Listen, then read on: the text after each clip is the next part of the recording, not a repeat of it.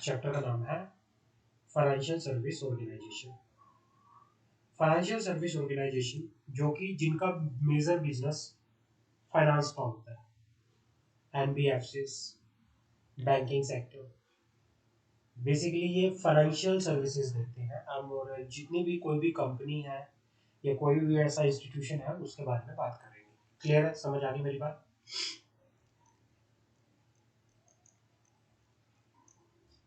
Chapter number 8 financial service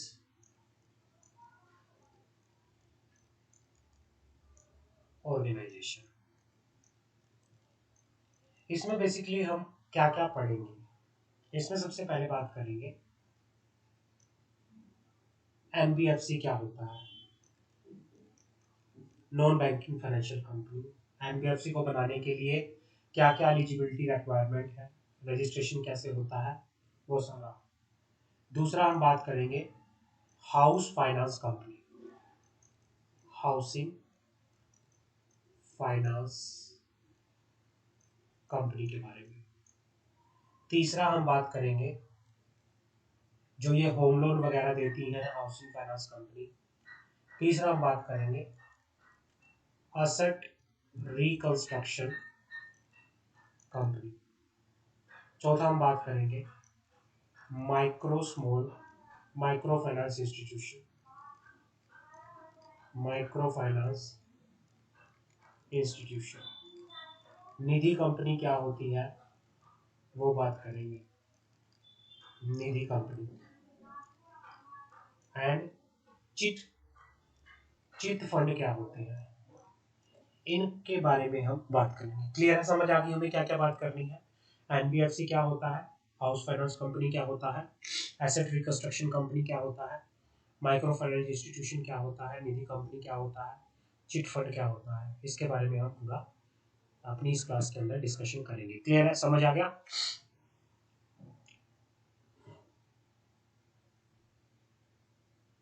yes sir. जी sir. हाँ। Now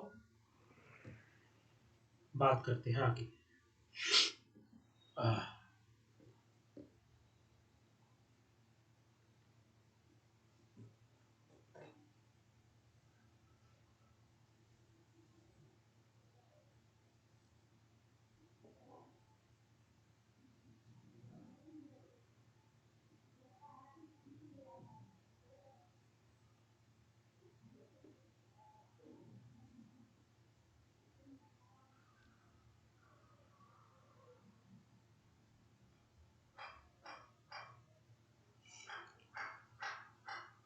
basically जब भी हम फाइनेंशियल सर्विस ऑर्गेनाइजेशन की बात करते हैं,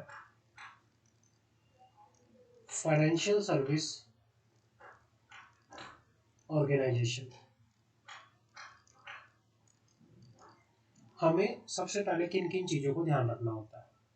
जब भी हम निधि कंपनी की बात करेंगे, जब भी हम एनबीएफसी की बात करेंगे, आपको कंपनी लॉ के प्रोविजंस को बड़ा ध्यान से पढ़ना है। निधि कंपनी के लिए निधि रूल पढ़ने हैं। जब भी निधि कंपनी की बात होगी तो आपको सेक्शन 406 अच्छे से याद होना चाहिए कंपनी लॉ का, अलोंग विथ निधि रूल, ये हम पढ़ेंगे। एनबीएफसी जब बनेगी, एनबीएफसी में आपको आरबीआई एक्ट 1934 का भी पता होना चाहिए। जब हाउसिंग फाइनेंस कंपनी की बात आती है तो नेशनल हाउसिंग बैंक 1987 के बारे में भी आपको पता होना चाहिए। एसेट रिकंस्ट्रक्शन की बारी आएगी तो सारफेसी एक्ट, सिक्योरिटाइजेशन रिकंस्ट्रक्शन, ये वाला जो किसके लिए है, ये एसेट्स रिकंस्ट्रक्शन कंपनी के लिए है, ये चिट फंड के लिए है, ये निधि कंपनी और एनबीएफसी के लिए है, हाउसिंग फाइनेंस कंपनी के लिए ये वाला है। तो इनके बारे में आपको इस एक्ट में पढ़ने को मिलेगा, जो रेगुलेटरी फ्रेमवर्क रहेगा आपका। ये काट तो ये कुछ नहीं है, दिस इज नॉट इम्पोर्टेंट। अब बात करते हैं, ये आपको थोड़ा पता होना चाहिए।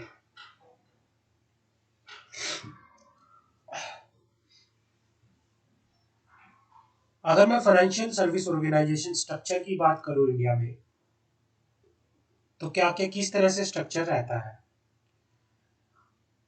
आरबीआई जो मेन रेगुलेटर है वो कौन कौन है फाइनेंशियल सर्विस ऑर्गेनाइजेशन के इंडिया के अंदर।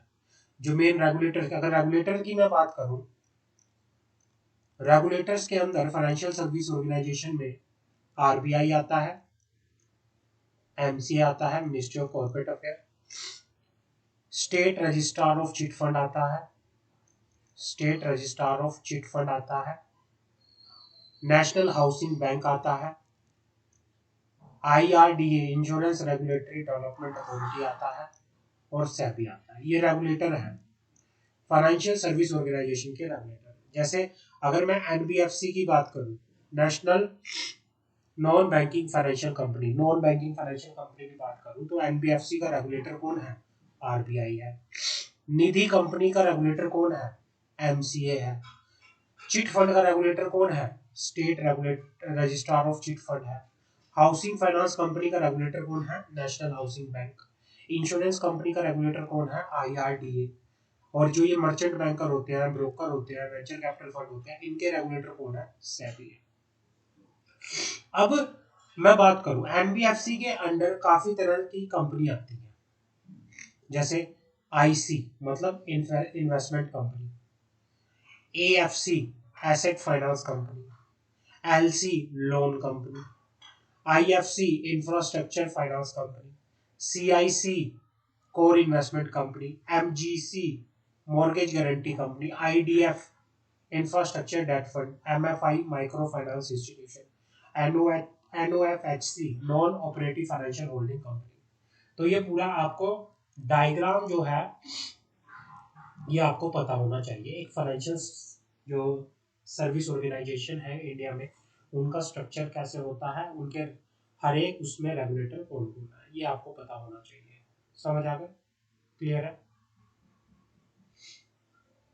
Yes, sir. आगे बढ़ते हैं। अब आता है, सबसे पहले हमारे पास शुरू होता है non banking financial company, NBFC. Non banking financial company क्या है, एक्चुअल में ये कंपनी है। कोई भी अगर नॉन बैंकिंग फाइनेंशियल कंपनी का काम करना चाहता है तो सबसे पहले उसको अपने आप को एज अ कंपनी जो है रजिस्टर करना पड़ेगा अंडर दी कंपनीज एक्ट 2013। कोई भी एनबीएफसी का काम करना चाहता है तो उसको ये करना पड़ेगा। जो मेन बिजनेस होता है एनबीएफसी का वो क्या होता है, बिजनेस। मेन बिजनेस जो एनबीएफसी का होता है, लोन का होता है, एडवांस का होता है, एक्विजिशन ऑफ शेयर्स का होता है, स्टॉक का होता है, बॉन्ड का होता है। जो share, stock, bond, debenture, security कोई भी गवर्नमेंट ने या लोकल अथॉरिटी ने कोई भी मार्केटेबल सिक्योरिटी, हाँ, जो लीजिंग का बिजनेस करती है, जो हायर परचेज का बिजनेस करती है, जो इंश्योरेंस बिजनेस करती है, जो चिट बिजनेस करती है, ये सारा किसमें आता है, एनबीएफसी में आता है। एनबीएफसी का मेन बिजनेस जो होता है लोन प्रोवाइड करना, एडवांस प्रोवाइड करना, इन्वेस्टमेंट का बिजनेस होता है, जिनका लीजिंग का बिजनेस होता है, हायर परचेज का बिजनेस होता है, चिट बिजनेस होता है, ये सारा एनबीएफसी के अंदर आता है। लेकिन एनबीएफसी के अंदर क्या नहीं आता, but it does not include any institution whose principal business of agriculture, जिसका मेन बिजनेस एग्रीकल्चर एक्टिविटी का है, या कोई इंडस्ट्रियल एक्टिविटी का है, या परचेज और सेल ऑफ गुड का है, या फिर प्रोवाइडिंग एनी सर्विस या sale, purchase, construction of immovable property. अगर किसी बिजनेस का, किसी कंपनी का business sale purchase of goods and services का है, इंफ्रास्ट्रक्चर का है, एग्रीकल्चर का है, इंडस्ट्रियल एक्टिविटी का है, तो वो एनबीएफसी में नहीं आता। एनबीएफसी में आने के लिए मेजर बिजनेस जो होते हैं वो क्या होने चाहिए, providing loan, providing advantage, investment business, leasing, hire purchase, chit fund business. Clear है, यहाँ तक समझ आ गई। तो यहाँ पर Yes, sir. अगर आपसे Yes. कोई बोलो, जो सिंपल डेफिनेशन की अगर मैं बात करूँ, नॉन बैंकिंग फाइनेंशियल, जो नॉन बैंकिंग इंस्टीट्यूशन होते हैं, which is a company and has a principal business of receiving deposit under the scheme of arrangement in one lump sum or in installment by way of contribution to any other manner and is also a non banking financial company. ये कहना चाह रहा है कि जो एक company है और जिसका मेन बिजनेस जो होता है रिसीव करना डिपॉजिट्स, वो डिपॉजिट रिसीव करती है या किसी स्कीम या अरेंजमेंट के तहत कोई इंस्टॉलमेंट में कोई कंट्रीब्यूशन रिसीव करती है, जिसका मेन बिजनेस लोन प्रोवाइड करने का होता है, एडवांस प्रोवाइड करने का होता है, cell purchase of investment, acquisition of shares का होता है, सिक्योरिटीज का होता है, डिवेंचर का होता है, लीजिंग का बिजनेस होता है, हायर परचेज का बिजनेस होता है। तो ये सारे बिजनेस एक एनबीएफसी के होते हैं। क्लियर है, समझ आ गई? अब फाइनेंस एक्टिविटी क्या होती है, मतलब जो कंपनी फाइनेंशियल एक्टिविटी के अंदर काम करती है, जिसका मेन बिजनेस फाइनेंशियल एक्टिविटी से रिलेटेड है, तो वो एनबीएफसी में आती है। अब ये फाइनेंस एक्टिविटी होती क्या है, अब ये फाइनेंशियल एक्टिविटी होती क्या है उसके बारे में बात करते हैं। फाइनेंशियल एक्टिविटी करें शुरू। फाइनेंशियल एक्टिविटी का मतलब होता Yes. है जी कि sir. Financial activity as a principal business is when a company financial asset जी constitute sir. More than 50% of the total asset and income from financial asset constitute more than 50% of the gross income. A company which fulfill both the criteria will be registered as NBFC by RBI. Interestingly, their test is popularly known as 50-50 test. Financial activity के अंदर किसी को भी NBFC बनने के लिए 50-50 test को क्या करना पड़ता है, क्लियर करना पड़ता है। 50-50 टेस्ट क्या होता है कि भाई एनबीएफसी की टोटल एसेट का कम से कम 50% फाइनेंशियल एसेट से होना चाहिए।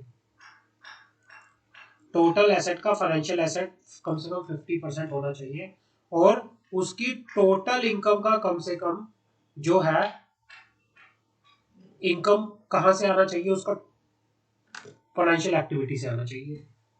जो भी ये बिजनेस कर रही है ऊपर, टोटल इनकम का कम से कम 50% इनकम उसका फाइनेंशियल बिजनेस से आना चाहिए, या फिर जो उसकी टोटल एसेट है उसका कम से कम 50% उसकी क्या होनी चाहिए, फाइनेंशियल एसेट होनी चाहिए।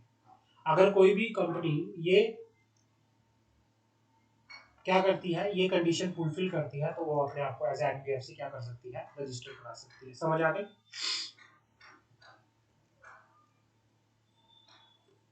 Yes sir. आगे बात करें। Yes sir. अब आता है NBFC lend and make investment and hence their activity are similar to the bank. एकिन का मतलब होता है यहाँ पे similar.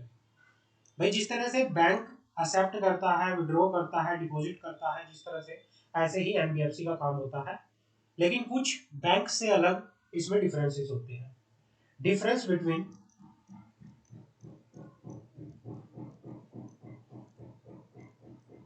Bank and NBFC, bank में और एनबीएफसी में क्या डिफरेंस होता है। NBFC can not accept demand deposit. जैसे bank demand deposit DD accept करता है, एनबीएफसी डीडी एक्सेप्ट नहीं कर सकती। NBFC do not form part of payment and settlement system. NBFC का कोई अपना पेमेंट और सेटलमेंट सिस्टम नहीं हो सकता, सिर्फ बैंक का होता है। ना he can not issue check drawn on the itself, ना ही एनबीएफसी चेक इशू कर सकती, can not issue check drawn on the itself. Deposit insurance facility of deposit insurance, ना ही वो कोई डिपॉजिट इंश्योरेंस फैसिलिटी लेके आ सकती, ना ही guarantee, credit guarantee corporation is not available to the depositor for NBFC. और ना ही क्रेडिट गारंटी जो कॉर्पोरेशन होता है वो अवेलेबल होता है। जो भी एनबीएफसी में अपना पैसा डिपॉजिट करते हैं उनको ये वाली चीजें, ये वाली फैसिलिटी नहीं मिलती। Sir. Yes. Meaning of demand deposits. DD का What मतलब is the होता है, meaning of demand deposits? Demand deposits का मतलब होता है, आप कई बार क्या करते हो, आपने देखा भी होगा, आपने कॉलेज के अंदर कोई क्या किया, एडमिशन लिया, कॉलेज की फीस पे करने के लिए आपने क्या कर दिया, एक Yes, डिमांड sir. डिपॉजिट बनवा दिया, डीडी, आपने उसको पेमेंट करनी है। मतलब Yes, उन्होंने sir. आपसे डिमांड की, जब वो डिमांड कर रहे हैं, डिमांड डिपॉजिट का मतलब यू हैव टू, उन्होंने डिमांड की आपसे और डिमांड के बदले में आपको डीडी दे रहे हो आप, डीडी डिमांड डिपॉजिट के मतलब दे हैव डिमांडिंग 5,000 रुपीज, तो I am giving the DD demand deposit of 5,000 from my account, कि भाई मेरे अकाउंट से वो 5,000 क्या कर लेंगे, डिमांड डिपॉजिट के थ्रू डिडक्ट कर लेंगे। क्लियर है? Okay, sir. हाँ। अब आता है सिस्टमैटिकली इंपॉर्टेंट एनबीएफसी क्या होती है। ऊपर हमने एनबीएफसी समझ आ गया क्या होती है एनबीएफसी। एनबीएफसी क्लियर है? Yes, sir. Yes, sir. हाँ। अब Yes, आता है sir. Systematically deposit NBFC. Yes, sir. Clear. ये चैप्टर बहुत टेक्निकल भी है और इम्पोर्टेंट भी है, बड़े ध्यान से एक चीज सुनना। अब हमारे पास आता है सिस्टमैटिकली इंपॉर्टेंट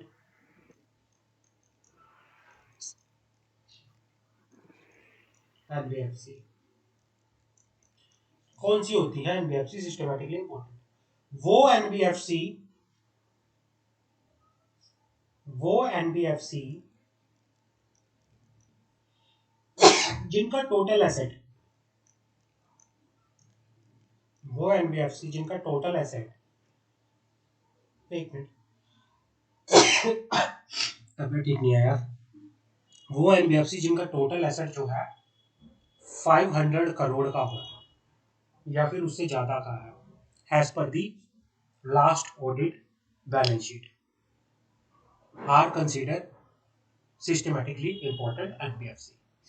वो एनबीएफसी जिनका एसेट कितने का है, 500 करोड़ का है, तो उनको क्या बोला जाता है, सिस्टमैटिकली इंपॉर्टेंट एनबीएफसी माना जाता है।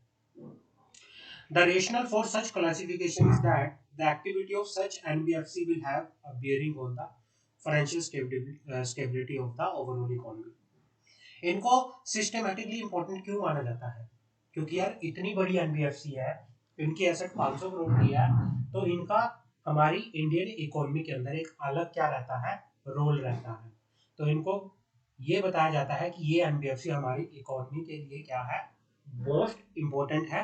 तो इनको सिस्टमैटिकली इंपॉर्टेंट एनबीएफसी, जो बड़ी एनबीएफसी होती है जिनका एसेट 500 करोड़ से ज्यादा होता है, तो वो सिस्टमैटिक इंपॉर्टेंट में आके यहाँ पर चलती है। क्लियर है? समझ आ गई? ये काट दो, दैट इज नॉट इंपॉर्टेंट, ये आप काट। Yes, sir. हाँ, समझ आ गई?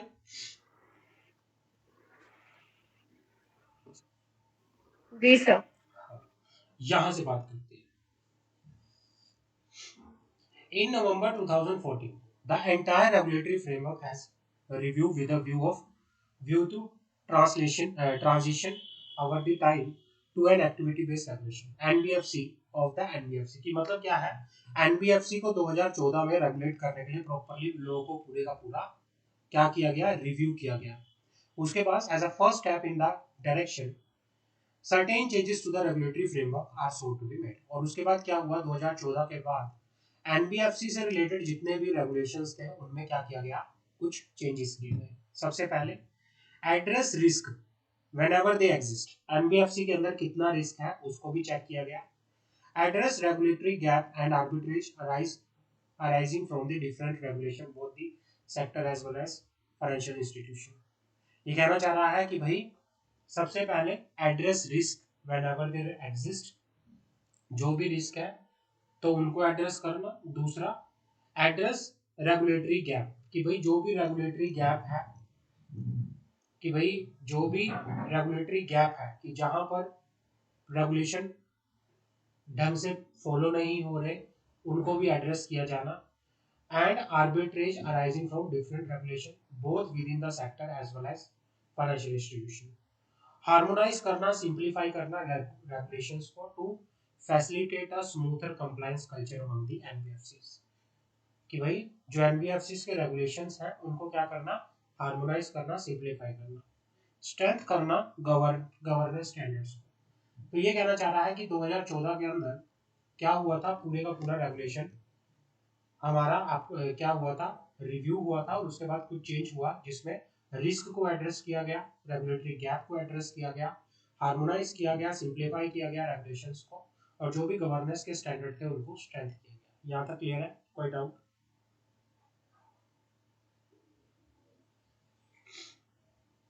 यहाँ तक कोई डाउट हो तो मुझे बताओ। सिस्टमेटिकली इंपॉर्टेंट एनबीएफसी का समझ आ गया? कौन सी NBFC systematically important No, NBFC sir. की कैटेगरी के अंदर आएगा? कौन सी एनबीएफसी सिस्टमेटिकली इंपॉर्टेंट एनबीएफसी की कैटेगरी में आएगा?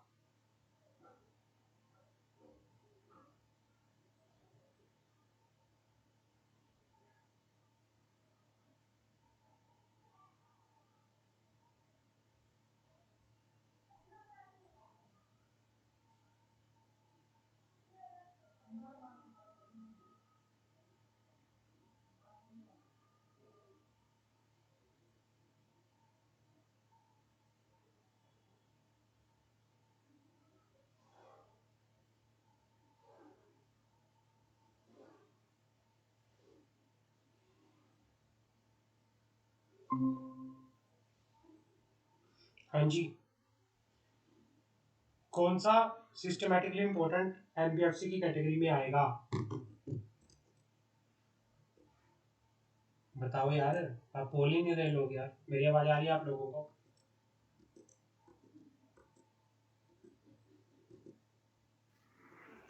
जी सर, आ रही है जिसकी एसेट 5 करोड़ हो। हाँ, जिसकी एसेट कितना है? 500 करोड़ है। जिसका एसेट जो है 500 करोड़ है वो सिस्टमेटिकली इंपॉर्टेंट उसमें आता है। 500 हाँ, करोड़। आज मेरी आवाज थोड़ी आपको वैसे आ रही होगी क्योंकि मेरे को तबीयत ठीक सी नहीं है मेरी, तो थोड़ा सा वो करो, ठीक है ना? तो अब आता है regulatory and supervisory framework. Regulatory and supervisory framework. Regulatory and supervisory framework. बात करते हैं रेगुलेटरी और सुपरवाइजरी फ्रेमवर्क के अंदर। The regulatory and supervisory framework of the RBI provide for among other things। अब रेगुलेटरी फ्रेमवर्क के अंदर क्या बनाया गया, इसके अंदर क्या क्या चीजें आई, जो ये रेगुलेटरी 2014 के बाद जो चेंजेस किए गए थे, जो एक फ्रेमवर्क बनाया गया था एनबीएफसी के लिए, उसमें किन किन चीजों का ध्यान रखा गया? सबसे पहले ये किन किन मैटर से रिलेटेड बनाया गया था? सबसे पहले रजिस्ट्रेशन, रजिस्ट्रेशन ऑफ एनबीएफसी। किस तरह से एनबीएफसी का रजिस्ट्रेशन करा सकते हैं? Prudential regulation for various category of NBFC. Prudential regulation, issue of direction on acceptance of deposits. किस तरह से एनबीएफसी जो है एक्सेप्ट करेगी डिपॉजिट्स को? Surveillance of sector through of site on site surveillance supervision. Deposit taking NBFC and systematically important non-deposit accepting company are subject to a great degree of regulation and supervision. The focus of regulation and supervision is threefold। मतलब इसमें क्या बनाया गया, जो supervisory framework बनाए गए थे, supervisory framework के अंदर किन किन चीजों के से रिलेटेड एनबीएफसी के रिगार्डिंग क्या बनाए गए थे, रेगुलेशन बनाए गए थे? पहला था एक्सेप्टेंस ऑफ डिपॉजिट से रिलेटेड, रजिस्ट्रेशन ऑफ एनबीएफसी से रिलेटेड, प्रूडेंशियल रेगुलेशन से रिलेटेड, सर्विलेंस ऑफ सेक्टर से रिलेटेड। तो इन सारी चीजों से रिलेटेड क्या हुआ था, रेगुलेशन बना था। और the focus of regulation and supervision, तीन चीजों पे ये फोकस कर रहा था। जो रेगुलेशन का जो बनाने का जो फोकस था वो तीन चीजों पे था। पहला डिपॉजिटर प्रोटेक्शन, कि डिपॉजिटर को क्या हो, प्रोटेक्शन मिले, डिपॉजिटर को क्या हो, प्रोटेक्शन मिले। दूसरा क्या, कंज्यूमर प्रोटेक्शन, कंज्यूमर को क्या हो, प्रोटेक्शन मिले। तीसरा क्या था, फाइनेंशियल स्टेबिलिटी। इनके रिगार्डिंग जो था ये बना। उसके बाद Reserve Bank has been empowered under the RBI Act to take punitive action which include cancellation of the certificate of registration, issue of prohibitory order from accepting deposits, filing criminal cases of winding up petition। तो उसके अंदर क्या है, RBI जो है, RBI NBFC का क्या है, रेगुलेटर है, जिसमें अगर कोई भी ढंग से काम नहीं करती एनबीएफसी तो उनके ऊपर क्या लग सकता है, उनके ऊपर पेनल्टी लग सकती है। पुनिटिव एक्शन का मतलब होता है कि उनके ऊपर पेनल्टी आरबीआई लगा सकती है, उनके सर्टिफिकेट ऑफ रजिस्ट्रेशन को कैंसिल कर सकती है, उनके ऊपर प्रोहिबिटरी ऑर्डर, उनको रोकने के लिए कि अगर कोई गलत तरीके से काम कर रही है एनबीएफसी तो उनको रोकने के लिए प्रोहिबिटरी ऑर्डर भी पास किया जा सकता है। तो क्रिमिनल केसेस भी इनिशिएट किए जा सकते हैं एनबीएफसी के अंदर। ये काट दो, दिस इज नॉट इम्पोर्टेंट। तो ये है, this is the regulatory framework of the supervisory. तो ये इसमें बात करता है चैप्टर। ठीक है, यहाँ तक कोई डाउट? तो डिस्टर्ब हो रहा है वॉइस। हाँ जी, आवाज आ रही है?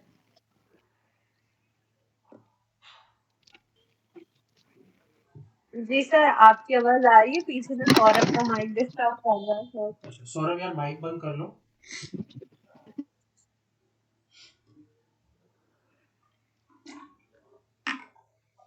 अब आता है हमारे पास scale based regulatory framework.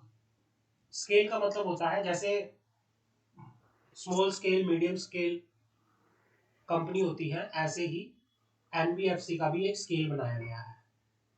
Scale, scale of NBFC. NBFC को 4 पार्ट के अंदर डिवाइड किया गया है, 4 स्केल के अंदर डिवाइड किया गया है। एक आता है base layer NBFC, base layer NBFC. एक आता है मिडल लेयर एनबीएफसी,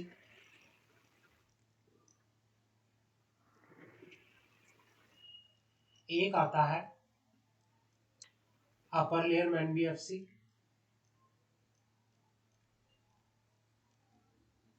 और एक आता है top layer NBFC. Top layer क्या होता है? बेस लेयर क्या होता है? बेस मतलब एक तरह से बिल्डिंग का मान के चलो, ये बिल्डिंग है, ये क्या है? ग्राउंड फ्लोर है, ये क्या है? फर्स्ट फ्लोर है, ये क्या है? सेकंड फ्लोर है, ये क्या है? टॉप फ्लोर है। तो ground floor is base, base layer, this is upper layer, this is middle layer and this is top layer. अब बेस लेयर क्या होता है? वो एनबीएफसी जिसका एसेट साइज, वो एनबीएफसी जिसका asset size less than 1000 crore होता है, वो एनबीएफसी जिसका एसेट साइज 1000 करोड़ से नीचे होता है, वो बेस लेयर के अंदर आती है। समझ आ गई?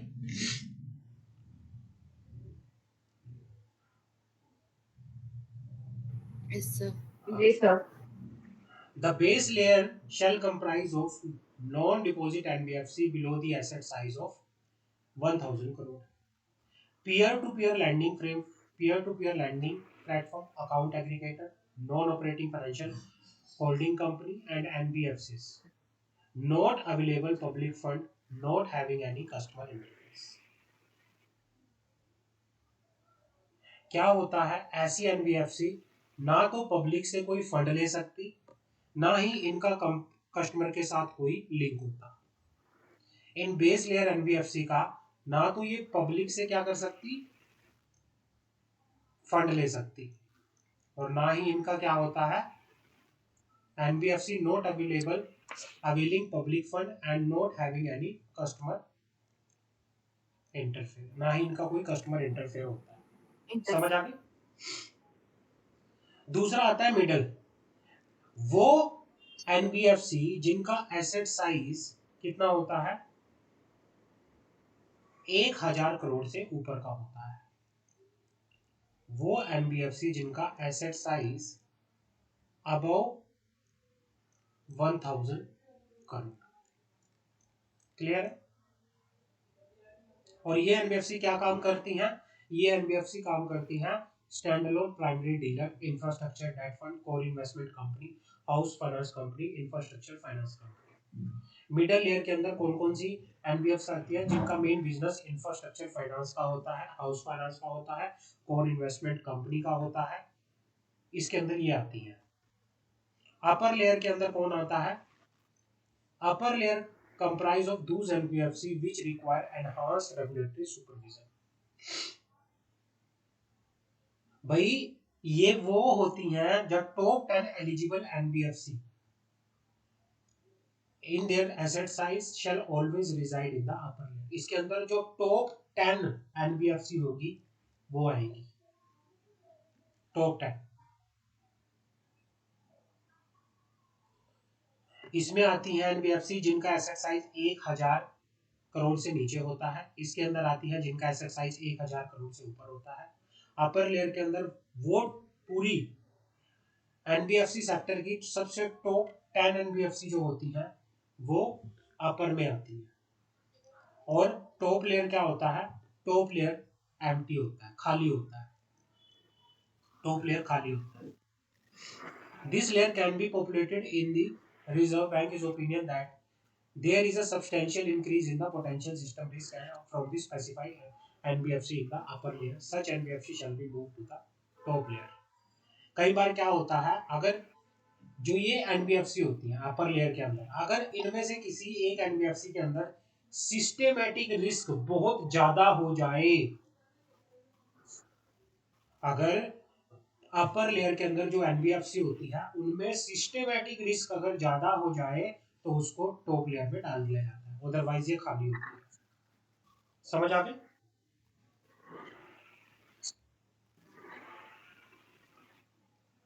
Any doubt? कोई डाउट No, बच्चों? sir. No, sir. Gauri, No, मंशा, sir. मंशा, Saurabh, No, sir. Saurabh you have any doubt? No, sir, no doubt. Clear है sir.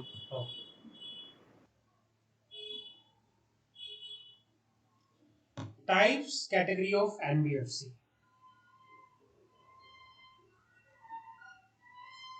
Types and category of NBFC.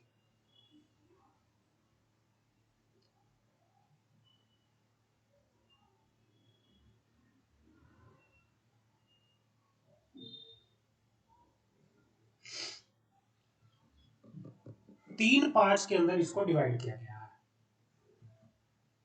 NBFC is categorized as in terms of liability, in terms of size, in terms of activity। अगर मैं liability के basis पे बात करूं, दो तरह की एनबीएफसी होती है, deposit accepting, non deposit accepting. Deposit accepting NBFC, non deposit accepting NBFC. अगर मैं साइज के बेसिस पे बात करूं तो इसमें आता है सिस्टेमेटिकली इंपॉर्टेंट एनबीएफसी। साइज के बेसिस में सिस्टेमेटिकली इंपॉर्टेंट एनबीएफसी। एक्टिविटी के बेसिस पे कौन कौन सी एनबीएफसी होती है? Asset finance company, investment company, loan company, infrastructure finance company, infrastructure debt fund company, micro finance institution, NBFC factor, systematically important core investment company, mortgage guarantee, non operating finance holding company. तो ये सारी अलग अलग तरह की company होती है। समझ आ गई? क्लियर है? टाइप्स ऑफ एनबीएफसी समझ आ गए? Yes, sir. लायबिलिटी के बेसिस पे कितनी होती है, साइज के बेसिस पे कितनी होती है, एक्टिविटी के बेसिस पे कौन कौन सी होती Sir, है? two, Yes, sir. deposit or non-deposit. हाँ, अब लायबिलिटी के बेसिस पे टू टाइप्स की होती है, डिपॉजिट, नॉन डिपॉजिट। साइज के बेसिस पे सिस्टमैटिकली इंपॉर्टेंट एनबीएफसी होती है। एक्टिविटी के बेसिस पे asset finance company, investment company, loan company, infrastructure finance company, अलग अलग तरह की एनबीएफसी हो यहाँ पर चलती है। क्लियर है? अब जो हमने on the basis of activity की बात करी, NBFC on the basis of activity, activity के बेसिस पे जो हमने बात की उसको थोड़ा सा डिटेल में हम पढ़ लेते हैं। सबसे पहले हमारे पास आता है asset finance company. Asset finance company क्या होता है? Asset finance company is a company which is financial institution carrying on principal business the finance of physical asset supporting producing economic activities such as automobile, tractor, lathe machine, generator set, earth moving and material handling equipment moving on power and general purpose industry machine। मतलब ये कहना चाह रहा है कि वो company जो finance कराने में, आपको कोई ट्रैक्टर लेना है, आपको कोई कार लेनी है, आपको कोई लेथे मशीन लेनी है, कोई जनरेटर लेना है, कोई कोई अर्थ मूविंग जनरेटर लेना है, कोई इस तरह की कोई मशीनरी कुछ भी लेनी है, उसको लेने में आपको फाइनेंस करने में आपकी जो एनबीएफसी हेल्प करती है वो होती है एसेट फाइनेंस कंपनी। आपको गाड़ी लेनी है, आपने फाइनेंस करा लिया, तो जो कंपनी ऑटोमोबाइल फाइनेंस कराने का बिजनेस करती है या ट्रैक्टर फाइनेंस कराने का बिजनेस करती है, कोई भी ट्रक हो गया, हैवी व्हीकल्स हो गया, इनको फाइनेंस करने का, तो वो सारी किस्में आती है एसेट फाइनेंस कंपनी में आपके ऊपर चलती है। समझ आ गई? क्लियर है? Yes, sir. हाँ। प्रिंसिपल बिजनेस जी फॉर सर। हाँ principal business for this purpose is defined as aggregate of financial real physical assets supporting economic activity and income arising therefore is not less than 60% of the total asset and total income irrespectively। और asset finance company वो company होती है जो अपने financing, जो ये finance करती है फिजिकल एसेट्स को, रियल एसेट्स को, इनको फाइनेंस करने से जो उसको इनकम होगी, है ना, तो वो कम से कम उसकी टोटल इनकम का 60% से कम नहीं होना चाहिए। तो मिनिमम इनकम अगर किसी कंपनी को फाइनेंशियल से किसी एसेट्स को फाइनेंस करने से टोटल एसेट्स या इनकम का 60% मिल रहा है उस एरिया से, तो वो कौन से बिजनेस में आएगी? वो एसेट फाइनेंस कंपनी के नॉन बैंकिंग फाइनेंशियल कंपनी की कैटेगरी में उसको डाल दिया जाएगा। क्लियर है? समझ आ गई?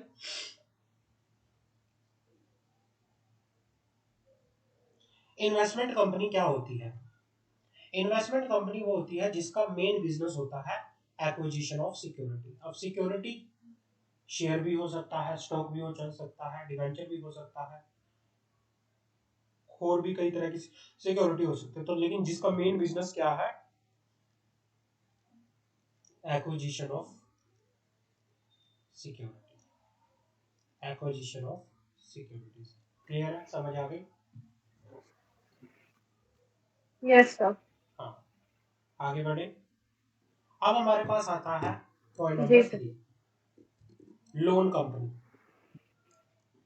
लोन कंपनी क्या होता है? Loan company means any company which is a financial institution carrying on principal business of providing finance, whether by making loan, advance or otherwise। जिसका मेन बिजनेस फाइनेंसिंग का होता है, जो लोन देने में, एडवांस देने में, है ना, वो करती है। लेकिन इसके अंदर क्या नहीं आता? इसके अंदर एसेट फाइनेंस कंपनी लोन नहीं होगी। जिसका मेन बिजनेस क्या होता है?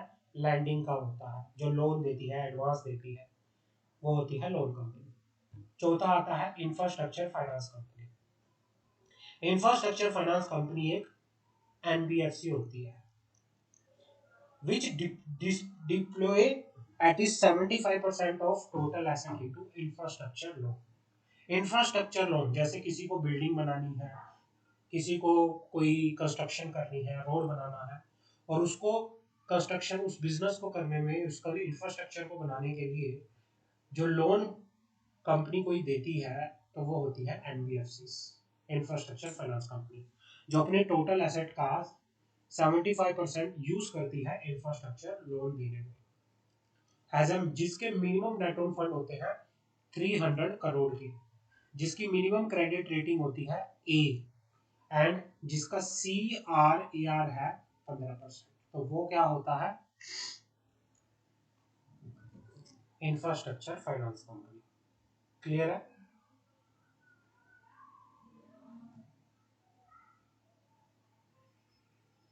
सर ये CRAR क्या है? सी आर ए आर का फुल फॉर्म होता है capital capital to risk capital to risk weighted asset ratio. Capital to risk weighted asset ratio, जिसकी capital to risk weighted asset ratio 15% है, तो वो क्या होता है? आपका आईएफसी होता है। अच्छा, किसी को सिविल स्कोर पता है? सिविल स्कोर क्या होता है? सिविल, नहीं सर। सौरभ, सिविल का पता है क्या होता है? सिविल स्कोर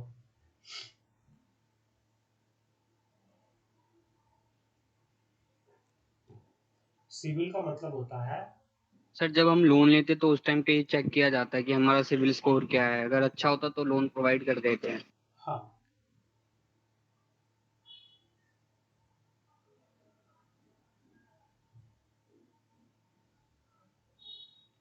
ओके, कोई बात नहीं।